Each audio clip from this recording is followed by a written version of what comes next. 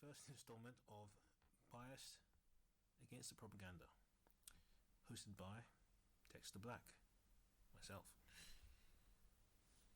This channel will be dedicated to discussing, albeit to myself, weird monologue, topics that are probably quite divisive and quite controversial, but perhaps giving you a certain different view to it that you might not get by a certain headline, which I've noticed is a trend in recent years in the media. I suppose there's nowhere better to start than the COVID-19 situation and the claim that, I say claim, but the word out there is that we are going to start sending kids back to school, students back to school, on the 8th of March. This is all very well and it's a good start, but there are a few caveats to it all, and these caveats include the wearing of face masks for children and weekly testing, about 2 times a week, and eventually from home as well. So that's a bit of a problem. Well, in my view, it's a bit of a problem, I suppose. I mean, there's some basic reasons as to why I think it's a problem for anybody to wear masks, let alone children. Let's focus on the kids for this installment anyway. It's obviously, these masks are synthetic material, and the fibers which make them up do have spaces between them which would more than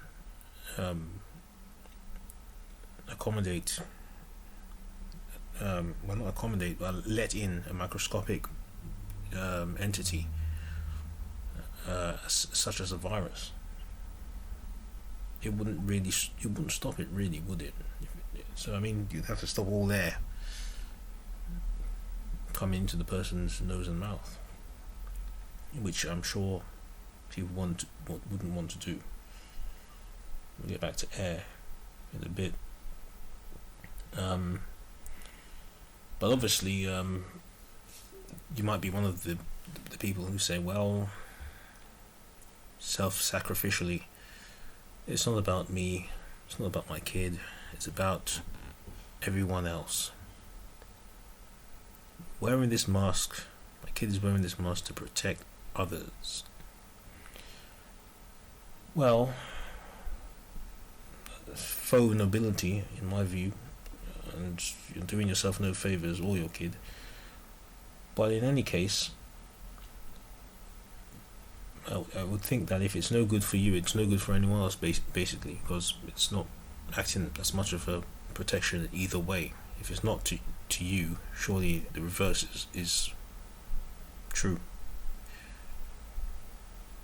Anyway, that's just my reasoning to it, but forget that. But don't forget it, or whatever you think of that, you think of it. But anyway, I'm not the expert, so let's go to the experts. There's a Danish study, and it's called, well, it's a randomized control trial, which pits people against people wearing the mask against a control group who don't wear the masks in everyday life. It's a Danish study, and what was found is that there is no statistical significance between the two groups in regard to catching COVID-19. This was released on the 18th of November 2020. I believe this was done in the summertime. Again, all the links will be below this video. And so, in other words, this lack of statistical significance means that it's random. So whether they were or were not wearing the masks, it's kind of as though they've caught it in the same way they would have caught it if they weren't wearing the mask. Randomly. You might not. That's my understanding anyway of it. But obviously, you can come to your own conclusions when you read it yourselves.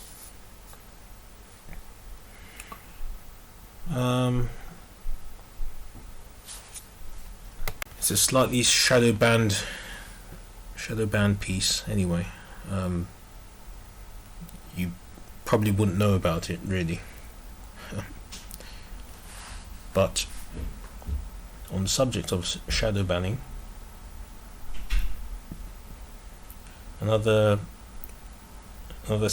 shadow banned piece of information which is actually quite useful to us is something done surprisingly by the BBC.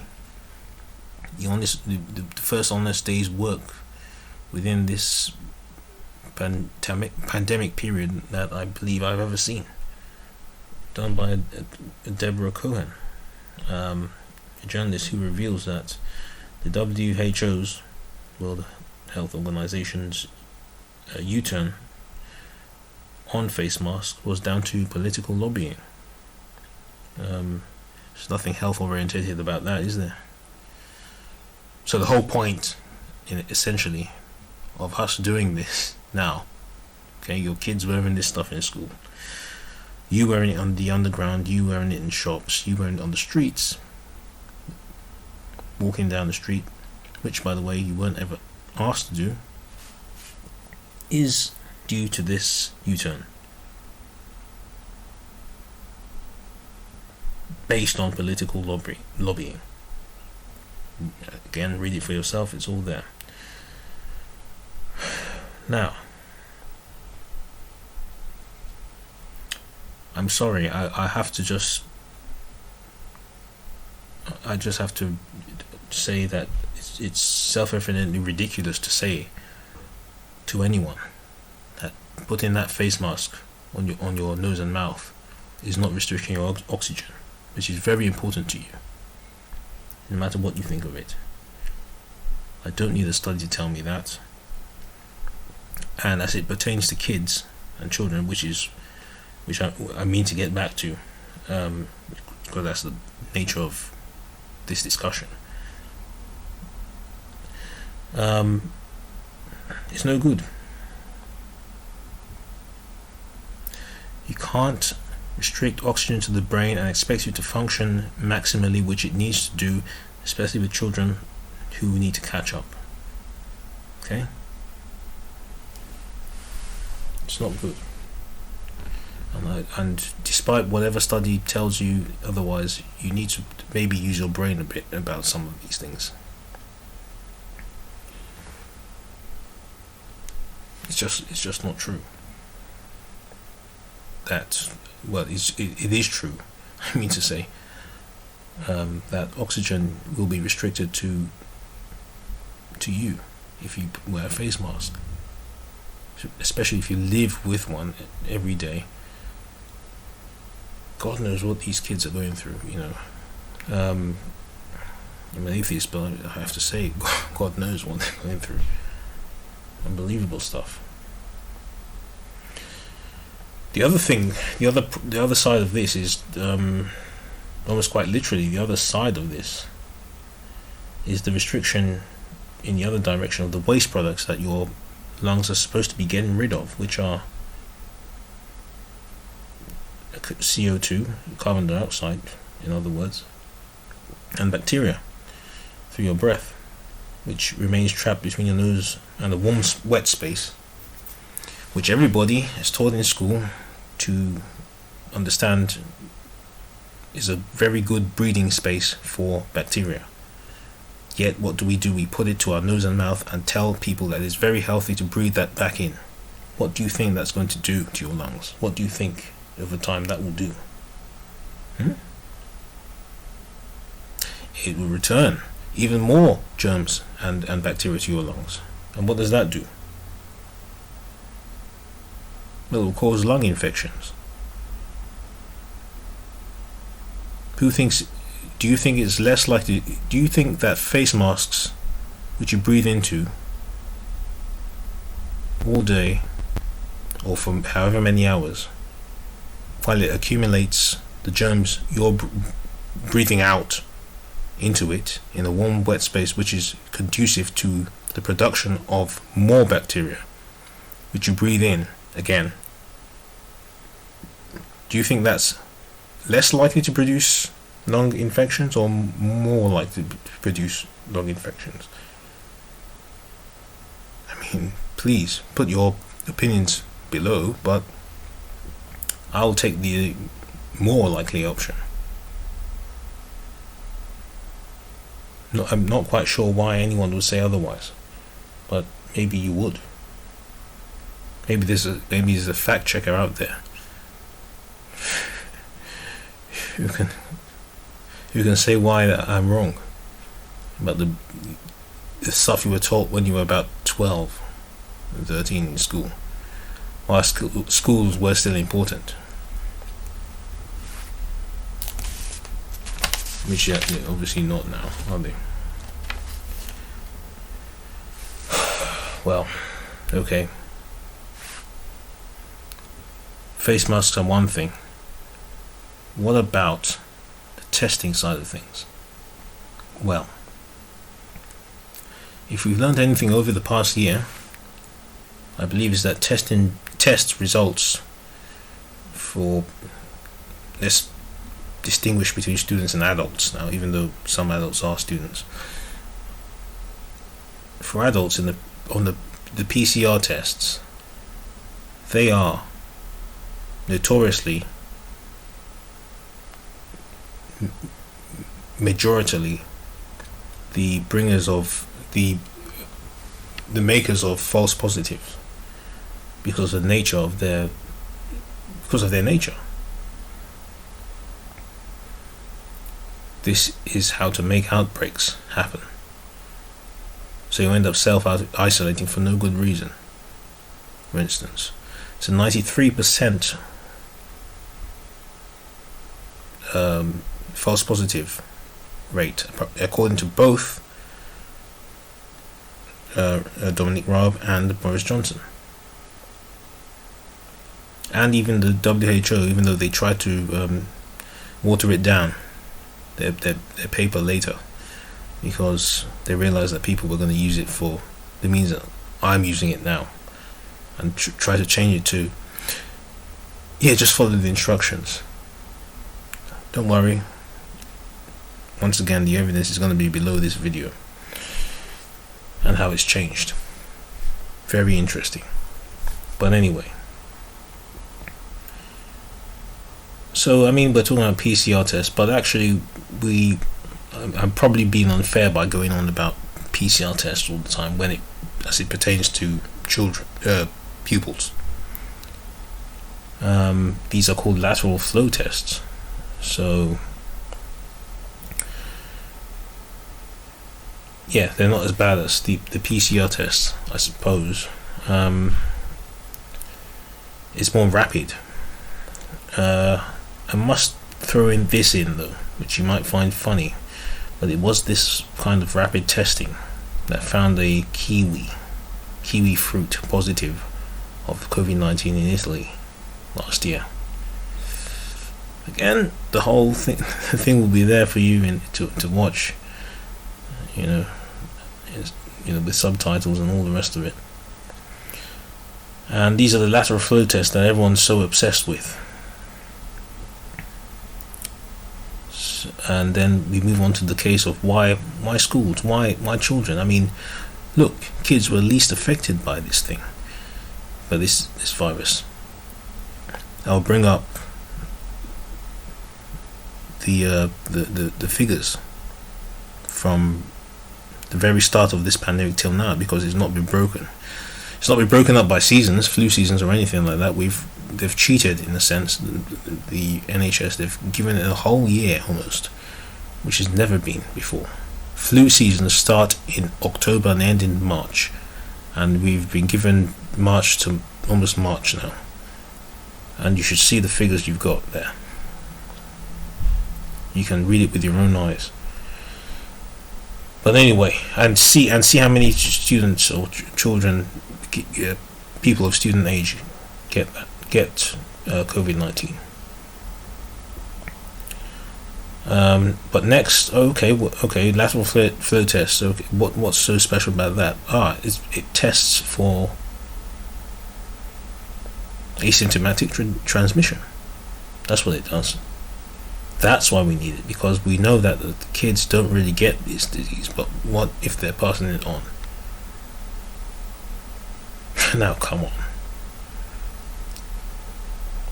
That's kind of ridiculous.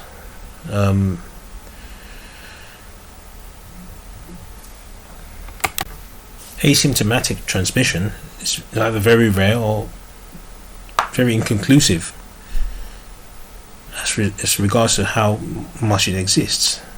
Now, should we risk again some more of our young people to this conjecture? Okay, we don't know, it's rare. Okay, it might exist. Okay, it doesn't exist. All this movement that's been made within the WHO. At one point, they were saying asymptomatic transmission doesn't exist. WHO. Now it's either very rare or whatever. It just seems to keep moving along. There's no real solid concrete answer. As it would be for something you can't detect. Got no symptoms, how would you know? So and we all know, obviously, going back to that grid from the NHS. Well, going back to that grid from the NHS, by the way, I meant to say is that fine, you could be asymptomatic, but look at the result of that asymptomatic transmission in England. I don't have anything more than that, but there you have it. It's not that fantastical, is it? I mean, incredible. Each and every death, I must say, is a bad thing, and we must understand that that's what's happened. Somebody's died from a virus, and how else do you respond to death? I mean, you're not happy about it. You don't know who they are. They're people's mothers, fathers, sisters, brothers, whatever. Of course, I understand that.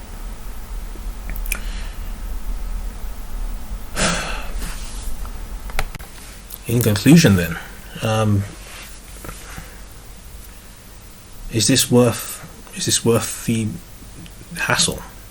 In other words, this weekly harassment of children, more molestation, really. These children are already busy trying to claw back what's left of their education and their future, while in their formative years, which are very important years for children, and to have it ruined for the second year in the row, mind you, because they had to use, if everyone goes back long enough, they had to use classroom scores last year with the results, the August results period. Now it's optional. You can apparently, and it's cancelled for a lot of people. This is not good. I mean, this is not good for the people of the future. And obviously, it's their formative years. So personally, these are problematic for them as people. Having no need to, people who would ordinarily be anxious or weird about things find themselves doing exactly that because they've been programmed for over a year to do exactly that. So on the totality of the evidence and the alleged risks about face mask wearing and these endless testing, I think it's outweighed. Disagree with me if you must, and obviously put all those opinions into the comment section, by the consequent health risks which I laid out earlier, and the damaging social isolation and the general needless interference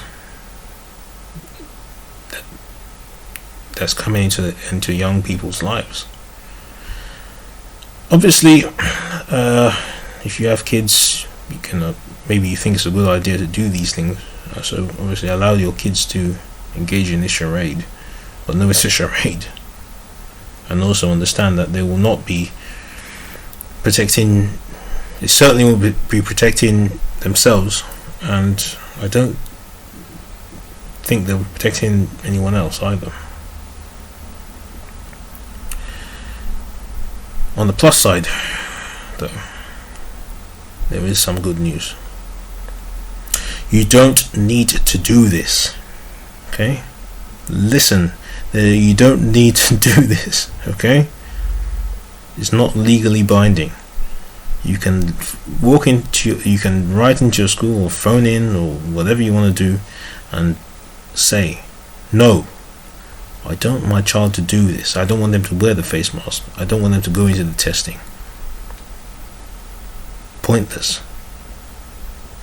I put my hands up here. I'm not an influencer. I'm not influencing people to do anything. But just know that that opportunity is there, and that also will be linked below the video. Right, it was a bit scruffy, and this is the first one, but yeah, it's been Dexter Black, and hopefully you enjoyed it, and yeah, insult me or say how bad the video was or whatever, or compliment even. Wouldn't mind one of those. Thanks for listening anyway. Bye.